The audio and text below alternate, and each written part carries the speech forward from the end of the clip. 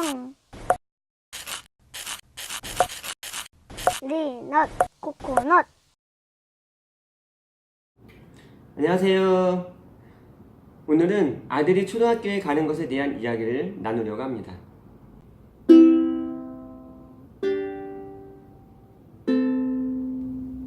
책을 통해 엄마 아빠로서의 나이를 성장시켜 나아가는 엄마 아빠 성장기입니다. 오늘은 초등학교에 아들을 보내는 그런 부모님들에 대한 이야기를 나누려고 합니다. 제가 해외여행을 잘 다녀왔습니다. 오늘 나눌 내용이 입학 전에 했으면 좋겠는데 어떻게 제가 나가는 해외여행 나가는 기간하고 맞물려가지고 이제 나갑니다. 혹시 이제라도 필요하신 분들에게 도움이 됐으면 하는 바람에 오늘 영상을 올려봅니다. 오늘 함께 나눌 책은 이 책입니다. 아들의 초등학교 1학년 기대보다 걱정이 앞서는 엄마들에게 아들이 초등학교에 갑니다. 이 책이고요. 현직 초등학교 교사이자 두 아들 아빠가 알려주는 입학 준비부터 학교 적응까지 아들 맞춤형 솔루션 책입니다. 뒤에도 읽어드리면 선방지축 개구쟁이 우리 아들 학교에 잘 다닐 수 있을까요? 학교 적응, 인간관계, 생활습관, 동고습관, 인성교육까지 아들을 정확히 파악해 아들만을 위한 방법으로 제대로 준비하자. 이 책은 초등학교에 아들을 보내는 부모님들에게 꼭 권장하는, 추천하는 책입니다. 이 책의 집필 동기는 이렇습니다. 이 저자가 초등학교 현직 교사임에도 불구하고 아들을 초등학교 1학년에 입학시키고 이제 아이가 다투고 들어오거나 이런 모습을 봤을 때 참 심란하거나 또는 힘들었던 적이 있었다고 합니다. 이분은 이 아들을 초등학교 1학년에 입학시키기 전에 운이 좋게 1학년 담임 선생님을 맡아서 아이들을 가르칠 수 있는 기회가 있었고요. 그리고 두 아들이 연년생인데 그 두 아들을 초등학교에 1학년 입학을 시킨 거죠. 그리고 나서 다시 1학년 담임 선생님을 맡아서 할 때 부모님들의 입장, 그러니까 아이를, 특히 아들을 초등학교에 입학시키는 부모님들의 입장을 더 깊이 이해하고 또 이해할 수 있게 되었다라고 합니다. 왜냐하면 머리를 푹 숙이고 학교에 상담하러 오는 그 부모님들의 모습을 보면서 꼭 자신의 모습을 보는 것과 같은 그러한 생각을 갖게 되었다라고 하면서 어떻게 하면 부모님들이 1학년 학교를 입학시킬 때 좀 더 큰 마음으로 대범하게 아이들을 입학시킬 수 있을까? 무엇을 어떻게 준비해서 아이들이 더 잘 적응할 수 있도록 도와줄 수 있을까? 이런 고민을 하게 된 거죠. 어차피 시간이 지나고 보면 이 아이들이 성숙해서 처음에는 어설프고 또 이렇게 실수도 많았던 아이들이 잘 적응해서 성장해 가는 모습을 발견해야 될 겁니다. 그런데 이제 이때 이 기간 아이들이 학교에 딱 가서 먼저 적응하는 그 기간 어떻게 준비하고 또 어떻게 아들을 도와주면 좋을까? 그 모든 내용을 이 책에 담아보려고 노력했다라고 합니다.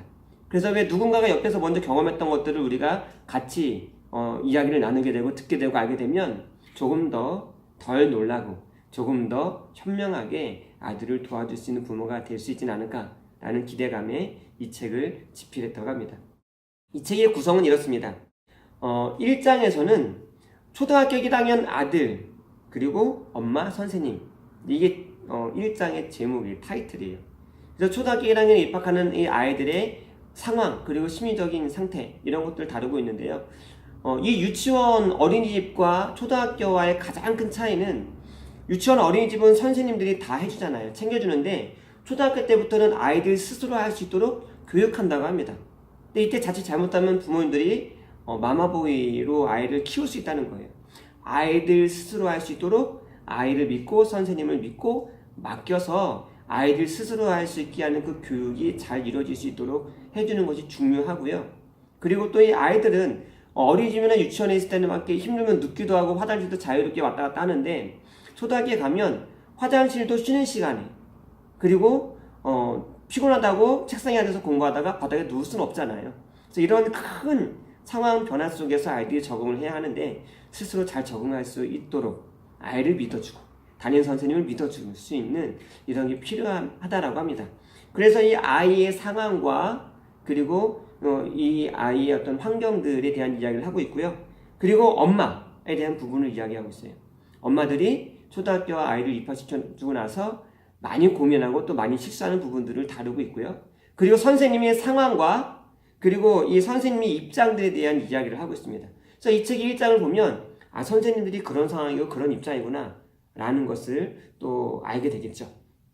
2장에서는 1학년 아들 습관이 전부다 라고 이야기를 하면서 처음에는 생활 습관에 대한 이야기, 그리고 공부 습관에 대한 이야기, 그리고 인성교육에 대한 이야기, 이러한 세 가지 부분들을 나누면서 습관을 잘 길들여야 아이들이 잘 적응하고 또 학교 생활을 행복하게 할 수 있다, 이런 이야기를 합니다.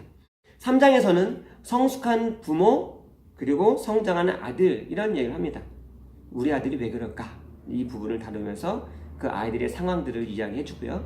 그리고 엄마가 아들에게 아들이 이해하고 원하는 사랑을 표현해야 된다라고 하면서 엄마가 초등학교 입학하는 아들을 어떻게 대해야 하는지, 그리고 아빠의 아빠됨이 어떤 것인가, 이런 얘기를 하면서 아빠가 초등학교 입학하는 아들에게 어떠한 역할을 해야 되고 또 어떠한 존재인지에 대한 이야기를 해주면서 엄마, 아빠, 아들, 이렇게 그 상황 그리고 해 나가야 되는 과제들에 대한 이야기들을 해주고 있습니다. 그리고 마지막에는 함께 읽으면 좋은 책들에 대한 이야기를 나누고 있습니다.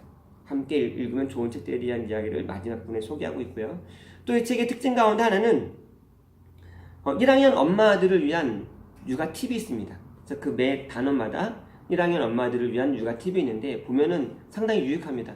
휴대폰 사줘야 되나요? 말아야 되나요? 우리 아이 자꾸 다투는데 어떻게 되나요? 뭐 이런 이야기들이 나와 있어요. 그래서 여러분들이 참고하시면 또 많은 도움이 될 것 같습니다. 또 하나 이 책의 특징 중에 하나는 이 글을 읽다 보면 우리가 자칫 나 자신의 생각에 사로잡혀서 저자가 의도하는 핵심을 놓칠 때가 있는데, 저자가 의도하는 핵심 문장에 나오면 초록색 글씨로 표시를 해놨습니다. 그래서 그 초록색 글씨를 보면서 이게 저자가 의도하고 또 원하는 또 말하고자 하는 핵심 내용이구나 라는 것들을 우리가 또 금방 파악할 수 있도록 해놨습니다. 그러면 함께 우리가 이 책에 대한 내용을 나누려고 하는데요. 우리 두 가지 나눔 우리 시작해 보도록 하겠습니다. 첫 번째, 교사와 대화법입니다. 아이를 믿고 담임 선생님을 믿고 학교에 맡기는 것이 중요하다라는 것이죠. 처음에 학교에 입학시키다 보면은 이제 부모님들은 걱정이 되잖아요.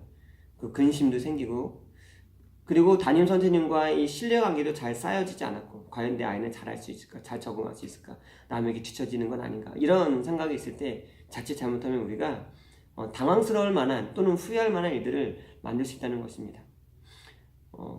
독일의 심리학자 요한나 그라프는 이런 말을 합니다. 교사를 공격하는 것은 내가 원하는 목표로 나아가는데 전혀 도움이 되지 않는다, 이제 이런 이야기를 합니다. 우리가 때로는 이렇게 교사와의 소통이 잘 되지 않다 보니까 마음에 이렇게 불편할 수도 있어요. 또 기분이 나쁠 수도 있습니다. 이럴 때 우리가 공격적으로 나아가게 되면 그것이 오해에서 비롯된 일이라고 한다면 나중에 정말 당황스러운 그런 상황이 될 수도 있고요. 또는 그 상황이 더 악화될 수도 있습니다.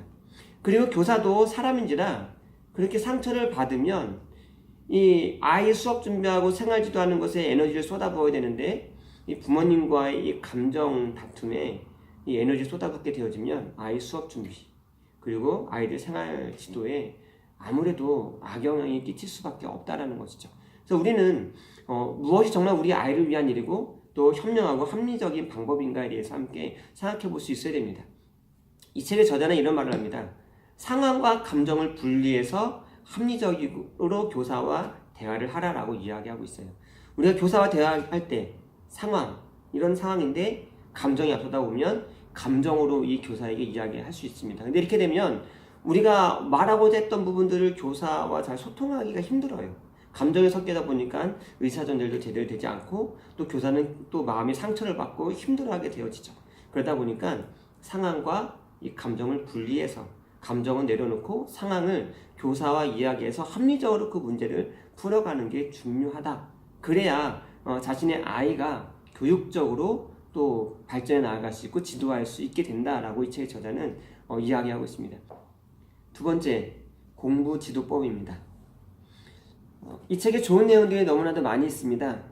여러 가지 내용이 있는데 아무래도 초등학교 보내는 부모님들에게는 가장 궁금한 점이 어떻게 공부를 지도해줘야 되고 가르쳐줘야 될까, 이 부분 같아서 이 부분을 함께 나누려고 합니다.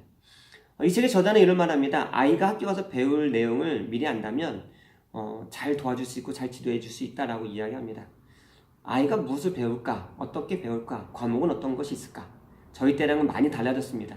그래서 미리 배우는 것이 또 알아두는 것이 중요하고요. 이 책을 봐도 또 이 영상을 봐도 도움이 될 수 있을 것 같습니다. 특히 주간학습 안내라는 게 있어요. 초등학교 가면 그걸 매주 나눠주는데 거기에 월요일 날은 무슨 과목 몇 페이지까지, 화요일 날은 무슨 과목 몇 페이지까지 자세하게 나와 있습니다. 그거를 보시고 그 진도에 맞춰서 아이들을 도와주면 될 것 같고요. 특별히 이제 이 책의 저자는 예습, 복습 다음은 좋지만 예습까지 해버리면 아이들이 힘듭니다. 공부에 학원 가랴, 학교도 공부하랴, 와서 또 쉬지도 못하고 또 복습하고 예습하고 너무나도 힘들어요. 이 책의 저자는 참 감사하게도 그래서 그런지 모르겠지만 복습을 강조하고 있습니다. 예습은 이야기하고 있지 않고요. 중요한 건 복습. 이제 이런 얘기를 해요.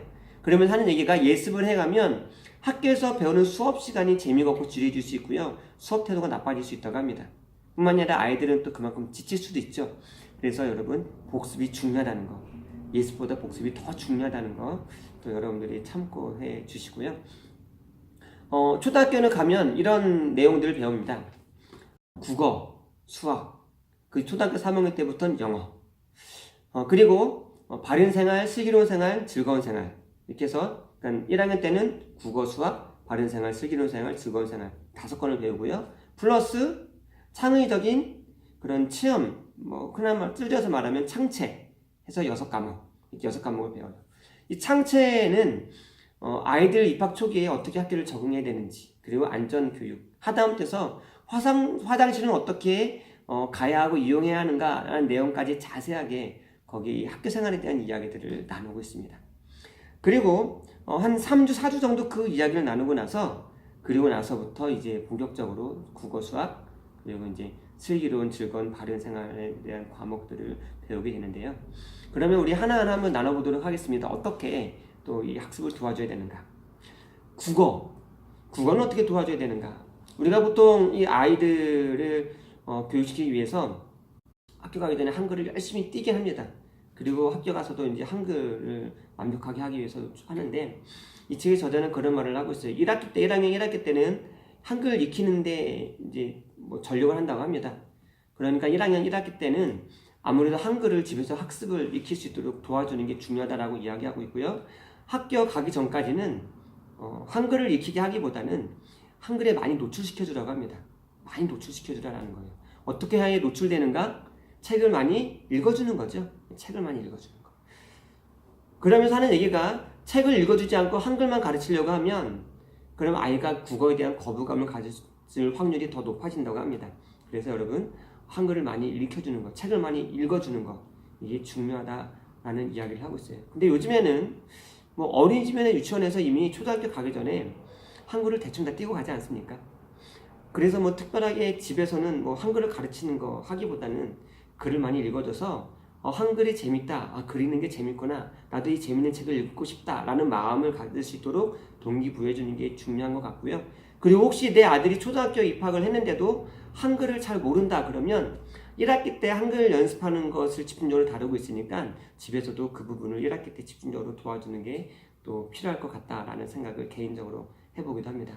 어쨌든 이렇게 글을 많이 읽어주는 거죠. 계속 책을 읽어줘서 한글에 많이 노출시켜주는 게 국어를 준비할 수 있는 또 지도해 줄 수 있는 바른 길이다 라고 이야기를 하고 있습니다. 이 수학은 어떻게 해줘야 되는가? 수학은요 선행학습보다는 물론 그것도 중요하겠지만 학교에서 배운 것들을 복습을 해주라는 거예요. 그게 정말 중요하다고 합니다. 왜냐하면 수학은 지금 하고 있는 이 단계를 이해해야 그 다음 단계로 넘어갈 수 있는데 지금 이 단계를 이해하지 못하면 그 다음날 배우는 그 단계를 이해할 수 없다는 거예요. 그래서 복습이 중요하다는 것이죠. 그래서 그날 배운 그 수학 내용을 복습을 해줘서 그 다음 단계 넘어갈 때 이해할 수 있도록 기초를 탄탄하게 다져주라 라고 이야기하고 있습니다.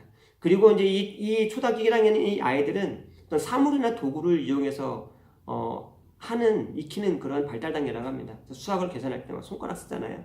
발가락까지도 쓰기도 하잖아요. 그거 하지 말라고 하지 말고 손가락, 발가락을 써서라도 그걸 할 수 있도록 해줘라, 지도해줘라. 그럴 발달 단계이기 때문에 그렇게 해주는 게 괜찮다라고 이야기를 합니다. 요즘에는 좋은 책들이 많이 나와 있습니다. 뭐 우공비, 또 하나가 뭐가 있는데 잘 기억이 안 나네요.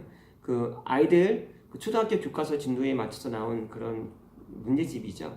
그 우공비나 또는 학교 교과서만으로 해줘도 괜찮습니다. 제법 어려운 문제들도 있습니다. 그런 것들을 통해서 매일매일 복습을 해주는 것이 수학 공부를 도와주고 지도해주는 방법이다. 기초를 탄탄하게 그런 이야기 하고 있습니다. 그리고 이제 세 번째로는 바른 생활, 슬기로운 생활, 즐거운 생활을 이야기하고 있는데, 바른 생활은 도덕, 슬기로운 생활은 사회과학, 즐거운 생활은 음악, 미술, 체육, 이런 내용들이에요. 어떻게 이것을 지도해줘야 되는가? 가장 좋은 건 그 교과서 내용과 비슷한 동화책을 찾아서 읽어주라는 거죠. 그러면 이 아이들이 그를 잘 이렇게 익힐 수 있게 된다라는 이야기를 합니다. 이게 생활 내용이잖아요. 통합교과서라고 하죠. 통합교과서 안에 이 세 가지가 다 들어있는데, 그 생활 내용이기 때문에 그 내용과 비슷한 동화책을 읽어줘라. 그리고 또 하나, 특히 아들들에게 효과적으로 교육하시는 방법은 체험학습 이야기합니다. 우리가 체험학습 그러니까 뭔가 부담감을 갖고 비싼 돈 내고 시간 내서 멀리 가야 되는데, 이런 생각을 할 수 있는데, 이 책의 저자는 꼭 그것만의 체험학습이 아니다라고 이야기합니다. 때로는 우리 동네의 뒷동산이 체험학습이 될 수도 있고요. 우리 마을에 있는 논, 또는 학교 운동장에 무슨 식물이나 어떤 곤충들이 살 수 있는 정원이나 바다나 풀숲이 체험학습의 장이 될 수도 있다고 합니다. 그래서 그 교과 내용을 보시고, 이런 것들을 어떻게 하면 쉽게 우리 아이들이 체험학습할 수 있을까? 공원에 한번 가볼까? 그래서 거기서 체험학습을 하는 게 또 아주 유익한 방법이다라고 합니다. 동화책 읽어주기, 그리고 비슷한 그 내용과 맞는 동화책 읽어주기, 내용과 맞는 체험학습을 우리 집 마을 근처에서 가서 체험할 수 있도록 해주는 거, 이렇게 지도해주면 좋다라는 이야기를 하고 있습니다. 그리고 이 마지막 네 번째로 이 영어, 이거는 이제 3학년 때부터 시작을 합니다. 3학년 때부터 영어를 시작하는데, 3학년 때부터 막상 영어를 처음 시작하면 힘들어하고 어려워하는 아이들이 많이 있다고 합니다. 그리고 이제 우리가 그래서 이 책의 저자는 특별하게 뭘 강조하냐면 1학년, 2학년 때 미리 영어에 많이 노출시켜줘라, 이런 얘기를 하고 있어요. 영어에 얼마나 많이 노출시켜주는가, 이게 그 영어를 얼마나 쉽게 접할 수 있고 또 어렵게 접할 수 있는가를 좌우하는 길이다라고 합니다. 이것도 역시 노출이라는 이런 겁니다. 영어 글자나 영어 소리 또는 영어를 많이 보게 하는 거죠. 대표적인 예로는 영어 동화를 보여주라는 겁니다. 보여주거나 읽어주거나. 제가 예전에 그 국립에서 했던 내용에서는 읽어주라라는 얘기를 했죠. 발음이 안 좋아도 읽어줘라. 좋은 것 같아요. 읽어주는 거. 그래서 최소한 영어 동화 짧은 거라도 하루에 한 편씩 읽어주라라고 이 책의 저자는 권장하고 있고요. 그리고 영어 동화를 보여줘라. 대신에 자막은 무조건 없는 걸로. 우리 어른들 같은 경우는 그러면 답답해하는데, 아이들은 그게 습관이 되면 보면서 재밌어 한다고 합니다. 그래서 영어에 이렇게 많이 노출시켜 주는 겁니다. 1학년, 2학년 때 영어에 노출시켜 줘서 또 이 영어 3학년 때 배울 때 쉽게 익힐 수 있도록 도와주고 준비시켜줘라 라고 이야기를 하고 있고요. 그리고 특별히 우리 한국에서의 영어를 잘하는 길은 국어를 잘해야 된다고 합니다. 왜냐하면 국어를 잘해야 내가 아는 영어를 국어로 잘 바꿔서 국어적으로 이야기할 수 있어야 한국에서는 영어를 잘하는 거다 라고 이야기를 해요. 그래서 국어를 잘해야 영어를 잘할 수 있다라는 이야기를 더불어 하고 있습니다. 그래서 국어 잘할 수 있도록 또 많은 글을 읽어주시고 또 잘 준비해 줄 수 있었으면 좋겠습니다. 저도 이 내용들을 다 알지만, 이 책을 또 봐서 또 알고 도움을 얻었지만 다 실천을 하지 못하고 있는 것 같아요. 그래서 우리 특별하게 몇 가지만 좀 실천해 봤으면 좋겠습니다. 이 실천 사항이죠. 하나는 교사와의 대화법, 상황과 감정을 분리해서 상황을 이야기해서 교육적으로 또 그 문제를 해결해 갈 수 있도록 해보자 라는 것과, 또 하나는 복습. 이거 하나만 해도 쉽지 않습니다. 복습 철저히 한번 해봤으면 좋겠고요. 지역아동센터나 또는 어디서 배워온다고 한다면 특별히 집에서 복습을 굳이 해야 되기 때문에 하겠지만 안 해도 저는 괜찮지 않을까, 그런 생각을 해봅니다. 물론 그 아이가 그런 데서 배웠음에도 불구하고 진도를 못 따라간다면 좀 집에서의 어떤 동기부여 해줄 수 있는 게 필요하겠죠. 집에서 동기부여 해줄 수 있는 부분들을 해주는 게 더 중요한 것 같아요. 자, 오늘은 여기까지 함께 나누고요. 다음에는 이 책을 나눠보려고 합니다. 보시면요, 기적의 밥상머리 교육이 제목인데요. 그 위에 이렇게 써 있습니다. 엄마와 아빠가 집에서 직접 하는 하버드 생활 속. 이 책의 저자는 밥상머리 교육을 식탁에 앉았을 때마다 1시간씩 이야기해요. 1시간 식탁에 앉아서. 그런 거 보면 예습은 꿈에도 못할 것 같고요. 복습은 지역어민센터나 또는 공업방이나 이런 데서 학원에서 해오면 집에서는 굳이 복습까지는 안 해도 되지 않을까. 복습이 아닌 동기부여 또는 이런 밥상머리 교육 이런 게 되어지면 참 좋지 않을까. 그런 생각을 개인적으로는 해봅니다. 우리 다음 주에 아니 다음에 만날 때는 이 밥상머리 교육, 기적의 밥상머리 교육에 대해서 함께 나눠보려고 합니다. 오늘은 여기까지 하고요. 우리 또 행복한 자녀 교육이 이루어지는 그날까지 함께 화이팅하고 또 자녀를 행복하게 교육해봤으면 좋겠습니다. 우리 함께 화이팅하면서 오늘 또 마쳐보도록 하겠습니다. 화이팅!